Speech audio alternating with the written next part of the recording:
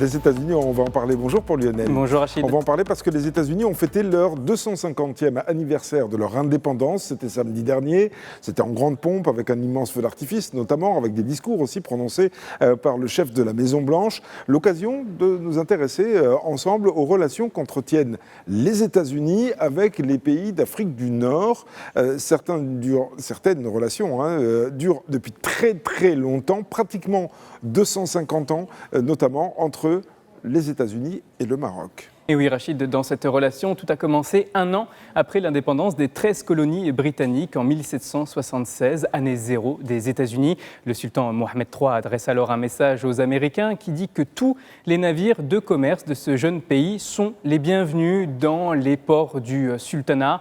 Le Maroc de l'époque, comme la République américaine, cherche à diversifier leurs relations commerciales en dehors des nations avec qui existaient déjà des liens établis. Le Maroc a tout de même poussé pour qu'un document officiel soit signé en ce sens. C'est chose faite en 1786 par Thomas Jefferson et John Adams, puis ratifié au Congrès américain l'année suivante. Cela fait donc 239 ans précisément que les deux pays entretiennent des relations formelles. Et si on fait un bond dans l'histoire jusqu'à nos jours, le Royaume est devenu depuis le premier allié des États-Unis au Maghreb et en Afrique. Il abrite notamment sur son sol l'exercice militaire African Lion qui vise à former les armées de la région. Les deux pays coopèrent aussi contre les terrorismes, une des priorités de la politique extérieure de Washington. Oui, la relation américano-marocaine qui a aussi des intérêts convergents sur la scène diplomatique internationale cette fois. Exactement, parce que le Maroc est le seul pays du Maghreb à avoir ratifié les accords d'Abraham en 2020 qui reconnaît officiellement l'État d'Israël. Cette signature s'est faite sous l'administration Trump 1 qui a reconnu la marocanité du Sahara. Donc il y a bien une convergence des intérêts tant de nombreux dossiers se retrouvent liés. Au-delà aussi de volets culturels avec tous les ponts qui existent entre les deux puissances, les deux pays trouvent un intérêt aussi à continuer leurs relations bilatérales. C'est-à-dire que on remarque qu'il y a plus de potentiel que d'éventuels blocages entre les deux si on fait la somme de tout ce que l'on connaît, c'est-à-dire la durée des relations, le rapport à la culture de l'un et de l'autre, la portée de la puissance diplomatique de cette alliance et aussi l'aspect économique. Sur ce volet, d'ailleurs, les échanges commerciaux pesaient un peu plus de 7 milliards de dollars en 2025, mais la guerre en Iran, qui a provoqué la crise au détroit d'Ormuz qu'on connaît, a très nettement ralenti l'exportation de nombreux fertilisants stratégiques pour l'agriculture américaine. Alors Washington a décidé récemment de lever certaines barrières douanières pour permettre l'importation d'engrais phosphatés marocains, première puissance en la matière avec près de 70% des réserves mondiales connues. Côté marocain, la position d'un État sur le dossier sahraoui donne le là de la relation diplomatique et avoir un soutien américain au Conseil de sécurité de l'ONU et dans les missions de médiation menées sur le terrain, c'est un avantage conséquent qui porte ses fruits. On constate, Rachid, que la dynamique est clairement du côté du plan d'autonomie de 2007, soutenu maintenant par plus de 120 pays à travers le monde. Alors du côté de la Tunisie, cette fois, ça nous rappelle que la diplomatie n'est pas tenue uniquement par l'histoire, mais avant tout par des personnes qui exercent actuellement le pouvoir. C'est exactement ça, Rachid. La Tunisie est un bon exemple en ce sens. Pourquoi ? Tunis et Washington sont liés par un traité d'amitié et de commerce signé en 1799 au moment du Bellicat de Tunis sous la coupe des Ottomans, mais en réalité plus autonome qu'autre chose.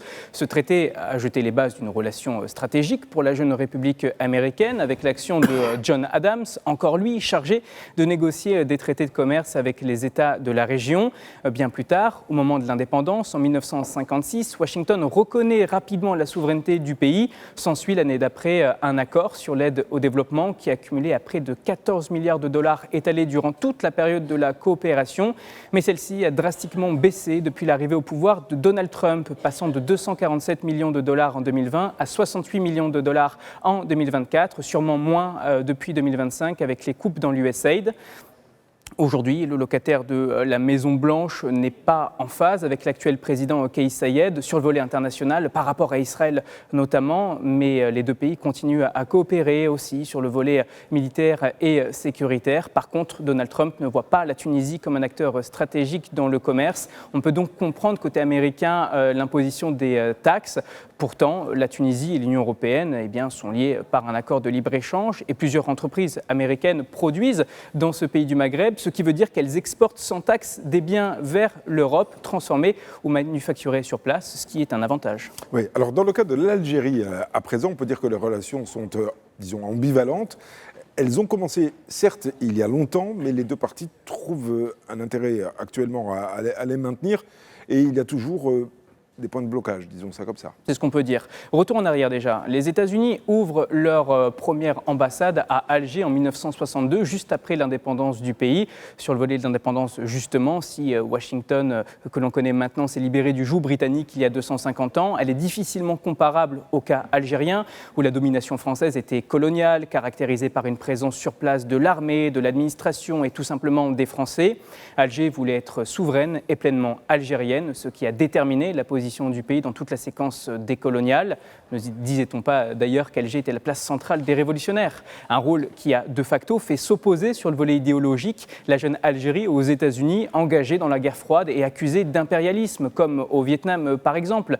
Il y a même eu une rupture des relations diplomatiques en 1967 lors de la guerre des 6 jours, compte tenu du soutien américain accordé à Israël, une rupture qui a duré 7 ans. Mais à l'image de cette relation bilatérale paradoxale, c'est à ce moment que Washington est devenu le principal partenaire commercial d'Alger. Et la relation s'est ensuite quand même améliorée, et il y a une date précise, c'est 1981. Exactement. L'Algérie a joué un rôle très important dans la médiation qui a mené la libération du corps diplomatique américain et des citoyens retenus en otage à Téhéran. 2001 est aussi une date importante, Rachid. Pourquoi? Parce que c'est la date des attentats du 11 septembre. Et après justement cette attaque contre les tours jumelles, les deux pays renforcent leur coopération antiterroriste. En fait, les deux États ont toujours coopéré. L'Algérie mène une stratégie de diversification de ses relations et de ses partenariats pour ne pas dépendre d'un seul pays. L'État algérien, c'est la promesse d'un pays indépendant qui traite aussi bien avec les Russes qu'avec les Américains. Mais avec les Américains, il existe encore des points de blocage, comme vous l'avez dit, notamment